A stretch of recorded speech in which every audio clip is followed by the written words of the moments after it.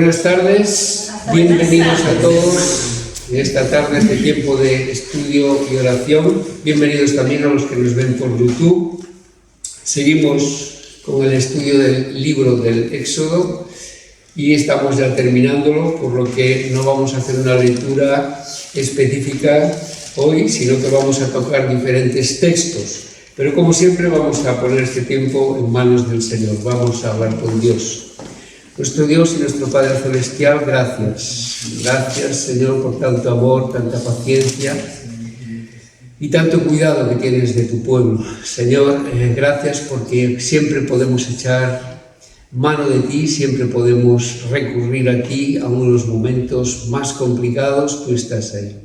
Y te damos gracias, Señor, porque tu palabra nos llena, nos alimenta, tu Santo Espíritu nos guía, Señor, y sentimos tu presencia en nuestra vida todos los días, a cada momento, Señor, y por eso te damos gracias por tu fidelidad. Ahora queremos poner este tiempo en tus manos para que también aquel mensaje que tienes para nosotros, pues nos lo muestres, nos lo digas y podamos salir edificados y fortalecidos en esta tarde. También bendice el tiempo de oración y bendice a todos aquellos que quisieran estar aquí y no pueden, consólalos tú conforme a tu propósito, conforme a tu voluntad. Pedimos tu bendición para este tiempo en el nombre precioso de Jesús. Amén. Amén. Bueno, pues en línea con lo que hemos estado estudiando el martes pasado, vamos a seguir viendo más relaciones entre el relato de la construcción del tabernáculo, que es lo último que hemos estado viendo, y el relato de la creación, que es la comparación que, recordáis, hacía el hermano Tinchester sobre la construcción del tabernáculo. En el capítulo 39 del Éxodo, en el versículo 32, leemos: así fue acabada toda la obra del tabernáculo de reunión, e hicieron los hijos de Israel como Jehová lo había mandado a Moisés, así lo hicieron. Quiero recordar esto, que ya lo hemos recalcado el martes pasado, pero quiero recordar esto, la importancia y la relevancia que tiene esta frase. Hicieron los hijos de Israel como Jehová lo había mandado a Moisés, así lo hicieron. Todo lo que se hizo en la construcción del tabernáculo, todas las vestiduras que hemos visto, vestiduras sacerdotales, los adornos, también simbólicos, que llevaban los sacerdotes en sus vestiduras, fueron diseñados por Dios. Esto es muy importante, ¿no? No fueron diseñados ni por Moisés, ni por Aarón, ni por nadie más. Fueron diseñados por Dios. Incluso los artesanos que el Señor escogió fueron guiados por el Espíritu Santo. No estamos hablando de una obra, digamos, espiritual, sino una obra material. Artesanos que iban a pulir, como habéis visto el martes pasado, el tema del oro, los hilos y todas esas cosas. Así que todo se hizo exacta y precisamente como Dios lo había mandado y como Dios lo tenía diseñado. Posiblemente había varios objetivos, pero un objetivo muy importante era de que el culto que se fuera a hacer allí fuera apropiado conforme él quería, conforme a lo que el Señor deseaba, un culto aceptable para que él fuese adorado. Aquí aparece la palabra acabada. Versículo 32, estamos viendo, así fue acabada toda la obra del tabernáculo. En otras versiones dice terminada, es lo mismo, ¿no? En Éxodo capítulo 40 y versículo 33 Dice, finalmente erigió el atrio alrededor del tabernáculo, están describiendo la construcción, y del altar, y puso la cortina a la entrada del atrio. Y fijaros la última frase, así acabó Moisés la obra. Aquí la palabra acabó o terminó, que es lo mismo, en hebreo es la misma palabra que se utiliza en Génesis capítulo 2, versículos 1 y 2, que vamos a ver para ver la comparativa que hace el hermano Chester con la creación. Génesis 2 dice, versículo 1, fueron pues acabados los cielos y la tierra y todo el ejército de ellos, y acabó Dios en el día séptimo la obra que hizo, y reposó el día séptimo de toda la obra que hizo. Volvemos al Éxodo, sin dejar la marca de Génesis, que posiblemente veamos algún texto más, y nos vamos otra vez al capítulo 39 y al versículo 43. ¿Recordáis cuando estudiamos este capítulo que dije que al final hay una inspección? Es como si Moisés inspecciona todo lo que se hizo para ver que estaba conforme a lo que había mandado. Y dice este versículo, y vio Moisés toda la obra, y aquí que la habían hecho como Jehová había mandado, y los bendijo. Y vemos aquí la palabra vio. En otras versiones se traduce por inspeccionó, ¿vale? Y lo curioso es que en hebreo es la misma palabra que se utiliza en el capítulo 1 de Génesis, en el versículo 31. Génesis 1, 31 dice, y vio, ¿lo veis? Dios todo lo que había hecho, y he aquí que era bueno en gran manera, y fue la tarde y la mañana el día sexto. Es interesante porque no se trata de casualidades. Cuando hablamos de Dios, de su obra, de su creación, de lo que hace, de lo que propone, nunca hay casualidades. Siempre es algo planeado y proyectado desde el punto de vista del Dios Todopoderoso. Detrás de estas, diría el mundo, aparentes casualidades, siempre hay un propósito divino, y esto es importante, porque ese tabernáculo, del que hemos hablado tanto en este estudio del Éxodo, forma parte de un propósito muy importante de Dios y que hemos repetido mucho a través de este estudio. Éxodo 25, capítulo 8.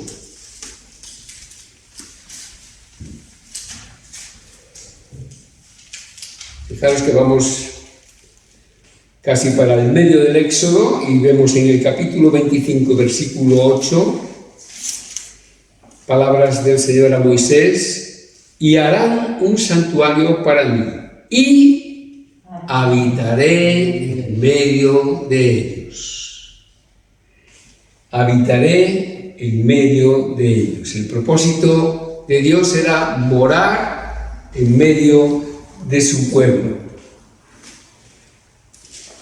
Podemos recordar que en el jardín del Edén Dios moraba en medio de las personas que Él había creado.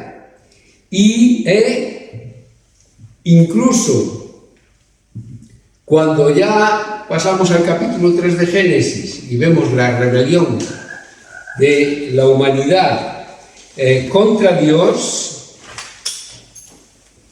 Dios no abandonó de morar, o sea, la idea de morar en medio de su pueblo.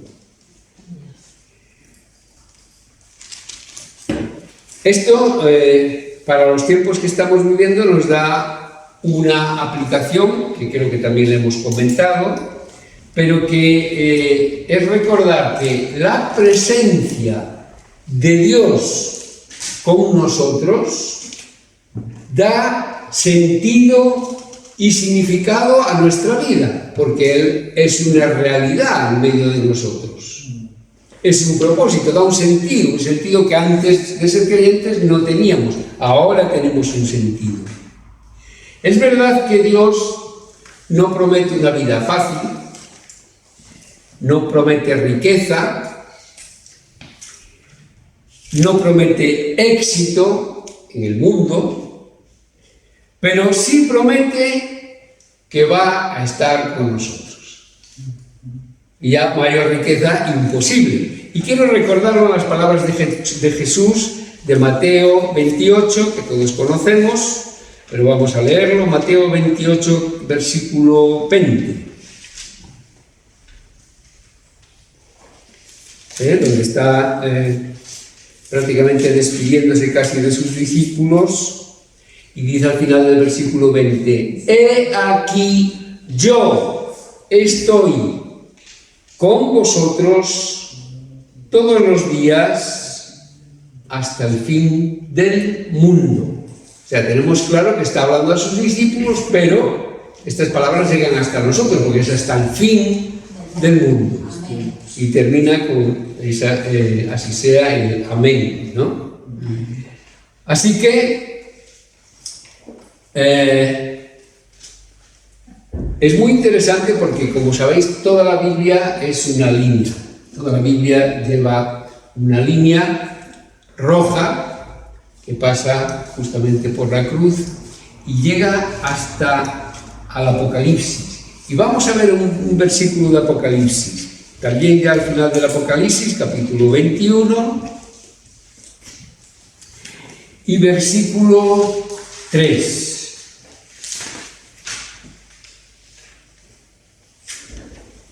Fijaros la relación. Y oí una gran voz del cielo que decía: He aquí el tabernáculo de Dios, ¿con quién? Con los hombres. Y Él morará con ellos, y ellos serán su pueblo, y Dios mismo estará con ellos como su Dios. ¿Fijáis? El mismo propósito.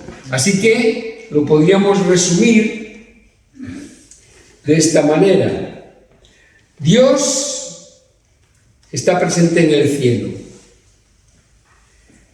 Luego, en el Edén, en el jardín del Edén. A través de la historia hemos visto que también está presente en el monte Sinaí. Luego, su presencia está en el tabernáculo, que hemos estudiado aquí en el Éxodo, y a continuación va a estar presente igualmente en el templo, una construcción ya más perfecta del tabernáculo. Más tarde, Dios está presente en Jesús, ¿no? Dios está presente en Jesús. Y cuando Jesús se fue, ¿qué dice? No os voy a dejar solos. De manera que Dios está presente aquí en la iglesia y en los cristianos a través del Espíritu Santo. Dios Espíritu Santo. Y como un poco hemos anticipado, Dios está presente en la Nueva Jerusalén que se anuncia en Apocalipsis 21. ¿Veis la línea? Continua, desde Génesis, desde antes del Génesis hasta el final de la Biblia. Por eso no podemos hablar nunca de casualidades. Hay un propósito y hay un plan. Hablamos además de un propósito firme. Vemos que hay una línea constante. La presencia de Dios en medio de su pueblo, allí en el desierto, es un anticipo de su presencia hoy en medio de personas que caminamos, viendo la comparación, por el desierto de la vida en este mundo, ¿no?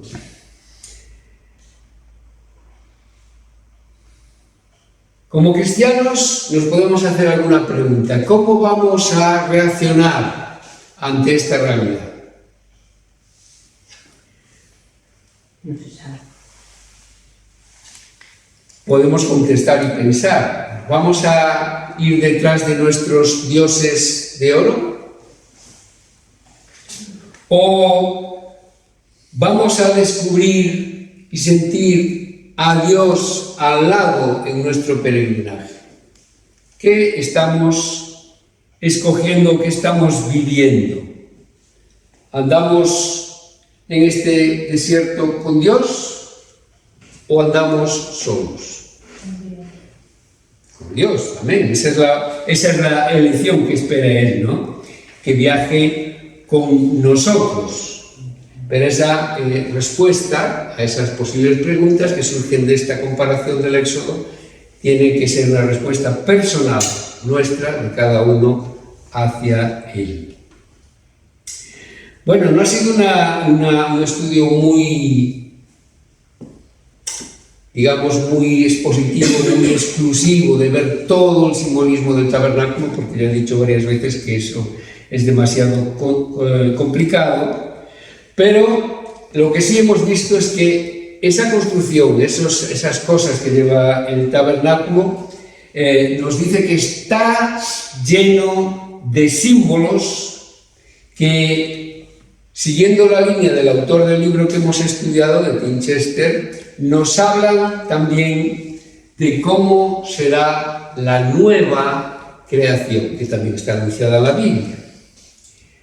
El arca, que ya veíamos su descripción a partir del Éxodo 25, 10 y siguientes, ya nos habla de un símbolo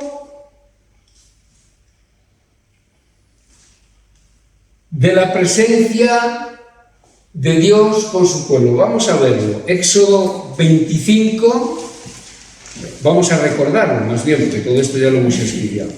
Éxodo 25, versículo 22. ¿Os acordáis que el arca, aquella caja, aquel arcón recubierto de oro, tenía una tapa que era el propiciatorio con sus dos ángeles? Y aquí nos dice, hablando de Dios, y de allí me declararé a ti y hablaré contigo de sobre el propiciatorio, de entre los dos querubines que están sobre el arca del testimonio, todo lo que yo te mandaré para los hijos de Israel. Un símbolo vivo de la presencia de Dios en esa pieza del tabernáculo. La mesa, que veíamos también en el capítulo 25 a partir del versículo 23, y especialmente el pan que estaba en esa mesa, simbolizaba también la presencia y la provisión de Dios. Estamos en el capítulo 25, vamos al versículo 30. Y pondrás sobre la mesa el pan de la proposición delante de mí continuamente. Y para hoy, en la nueva creación, ese símbolo nos está hablando de un lugar donde Dios, entre comillas, come con su pueblo. Una relación intensa y plena y sincera. Seguimos repasando el candelabro, que está también en el capítulo 25 y versículos 31 siguientes. Recordamos, como ya hablamos en su día, que simbolizaba el árbol de la vida que aparece allí en el Edén, que se menciona en Génesis capítulo 2 y versículo 9. Y también representa a la luz que se asocia con la vida, y automáticamente nuestras mentes vuelan para el capítulo 1 de Juan, donde solo voy a leer un versículo.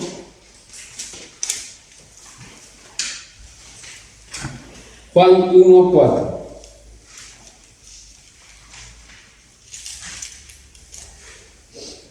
Aquí Juan escribe la relación también de la venida de Jesús, también con la vida y también con la luz, y aquí lo resume en este versículo. En él, hablando del Hijo de Dios, del Verbo, estaba la vida.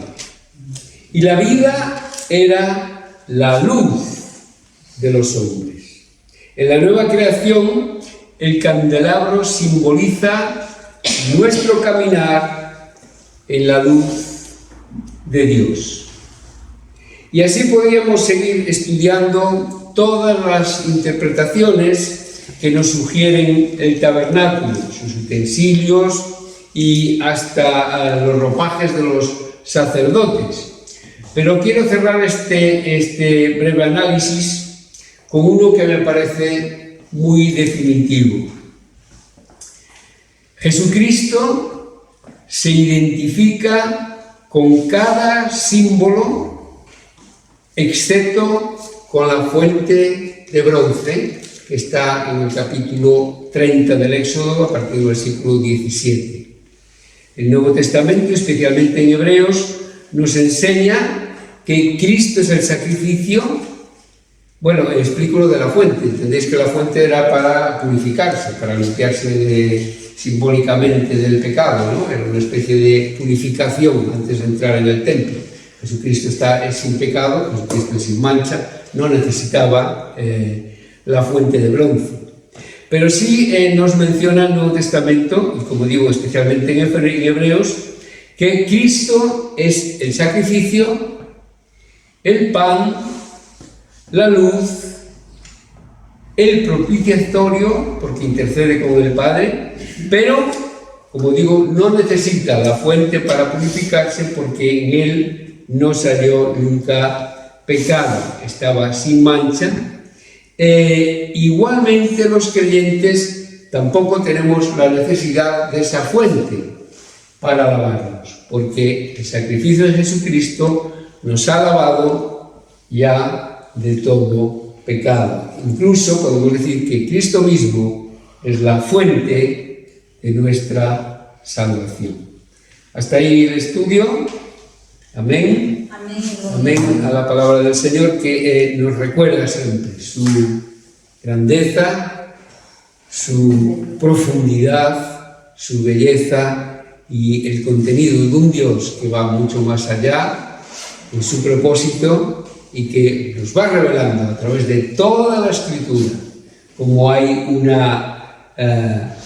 un propósito, una idea, un plan que se va cumpliendo a rajatabla a través de la historia. Y por mucho que haya personas que no crean que se va a terminar de cumplir ese plan, los creyentes podemos estar seguros que igual que se ha cumplido todo lo que se ha cumplido hasta aquí, se cumplirá también lo que está anunciado en la palabra de Dios, conforme al regreso de Cristo, conforme al juicio final y conforme a todas las naciones van a saber quién es Jesús, qué ha hecho Jesús y qué es Jesús a través de todo lo que nos abre y nos presenta una eternidad